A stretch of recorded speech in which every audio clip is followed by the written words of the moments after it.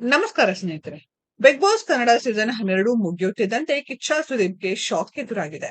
ನಿರ್ಮಾಪಕ ಸುದೀಪ್ ಮತ್ತು ಚಕ್ರವರ್ತಿ ಚಂದ್ರಚೂಡ್ ವಿರುದ್ಧ 10 ವರ್ಷಗಳ ಹಿಂದಿನ ವಾರಸ್ದಾರ ಧಾರಾವಾಹಿ ಪ್ರಕರಣದ ವಂಚನೆ ಆರೋಪ ಮತ್ತೆ ಮುನ್ನೆಲೆಗೆ ಬಂದಿದೆ.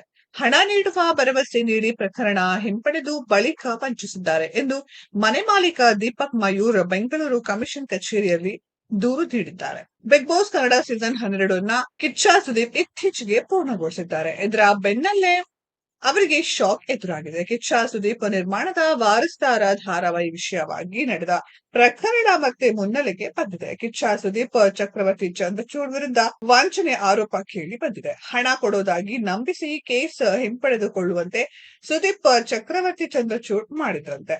ಆ ಬಳಿಕ ಹಣ ಕೊಡದೆ ವಂಚಿಸಿದ್ದಾರೆ ಎನ್ನಲಾಗಿದೆ.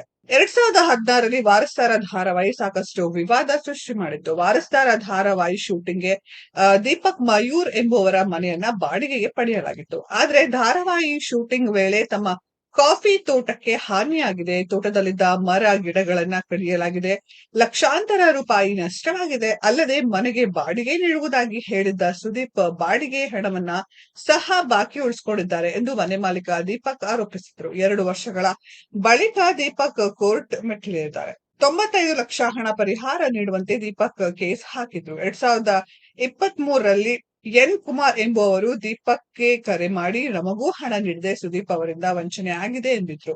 ಆ ಬಳಿಕ ದೀಪಕ್ ಚಕ್ರವರ್ತಿ ಚಂದ್ರಚೂಡ್ಗೆ ಕರೆ ಮಾಡಿದ್ರು. ಈ ವೇಳೆ ಚೆನ್ನೈಗೆ ಬರುವಂತೆ ಚಕ್ರವರ್ತಿ ಚಂದ್ರಚೂಡ್ ಹೇಳಿದ್ರಂತೆ. ಕೇಸ್ ವಾಪಸ್ ಪಡೆದರೆ 60 ಲಕ್ಷ ನೀಡುವುದಾಗಿ ಸುದೀಪ್ ಭರವಸೆ ನೀಡಿದ್ರು ಎಂಬುದು ದೀಪಕ್ ಮಾತು. ಕೇಸ್ ವಾಪಸ್ ಪಡೆಯುವ ಮುನ್ನ ಚಕ್ರವರ್ತಿ 10 ಲಕ್ಷದ ರೂಪಾಯಿ ಚೆಕ್ ನೀಡಿದ್ರಂತೆ. ಈ ವಿಶ್ವಾಸದಲ್ಲಿ ದೀಪಕ್ ಕೇಸ್ ಹಿಂಪಡೆದಿದ್ದರು.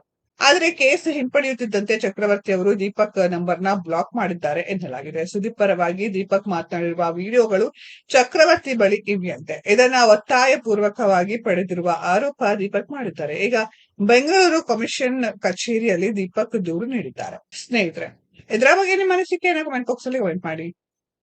ಈ ವಿಡಿಯೋ ಇಷ್ಟ ಆಗಿದ್ರೆ ಲೈಕ್ ಮಾಡಿ, ಶೇರ್ ಮಾಡಿ, ಚಾನೆಲ್ ನ ಸಬ್ಸ್ಕ್ರೈಬ್ ಮಾಡಿ, ಪಕ್ಕದಲ್ಲಿ ಇರೋ ಬೆಲ್ ಐಕಾನ್ ನ ಹಿಟ್ ಮಾಡಿ. ಮುಂದಿನ ವಿಡಿಯೋದಲ್ಲಿ ಭೇಟಿಯಾಗೋಣ. ಧನ್ಯವಾದಗಳು.